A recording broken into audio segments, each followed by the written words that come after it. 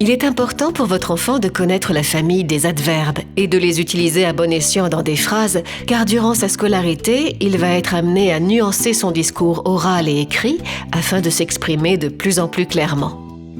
Si vous constatez que pour votre enfant, la notion d'adverbe est encore floue, prenez d'abord le temps de lui présenter de manière visuelle cette famille des adverbes. Les adverbes sont comme des accessoires pour verbes, un peu comme le serait un collier, un bracelet ou un chapeau pour les hommes. Il en existe 2 sortes. Dessinez donc sur une feuille une armoire avec 2 portes. Dans la porte de droite, rangez les adverbes qui se construisent à partir d'un adjectif, notion que votre enfant a déjà vue en classe. Par exemple, l'adverbe « doucement » est construit à partir de l'adjectif « douce ». Ces adverbes sont facilement reconnaissables, car ils finissent tous en « ment ».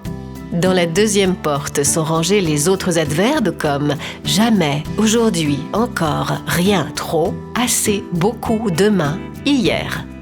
Tous ces adverbes ont une même particularité, ils sont invariables.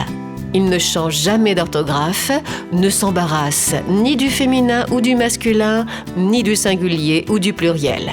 Ce sont en quelque sorte des mots libres de se placer où ils veulent, car comme tout accessoire, ils ne sont pas indispensables. Ils ont pour fonction de compléter, de nuancer le verbe conjugué dans la phrase en apportant une information de temps ou de manière. Si votre enfant a compris ce qu'est un adverbe mais qu'il n'est pas parfaitement à l'aise, il faut l'entraîner. Comme premier exercice, aidez votre enfant à créer des adverbes à partir d'adjectifs pour qu'il assimile leur mode de fabrication. Pour cela, proposez-lui des adjectifs au féminin, comme lente, calme, éternelle, cruelle, féroce, et demandez-lui de les transformer en adverbes en ajoutant « ment » à la fin.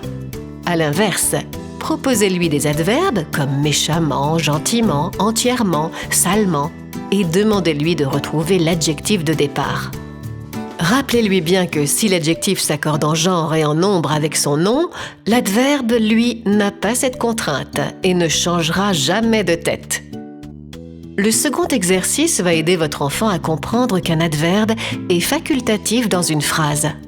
Pour cela, proposez-lui à l'écrit une phrase comme celle-ci. « Aujourd'hui, 3 oursons se baignent joyeusement ».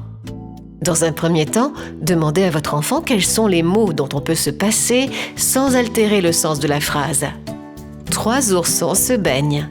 Ensuite, repartez de la phrase initiale et demandez-lui de déplacer les adverbes, puis inventez ensemble d'autres phrases avec les adverbes que vous avez précédemment rangés dans l'armoire des adverbes, en jouant sur les nuances de sens qu'ils apportent et que vous déplacez ou remplacez à loisir.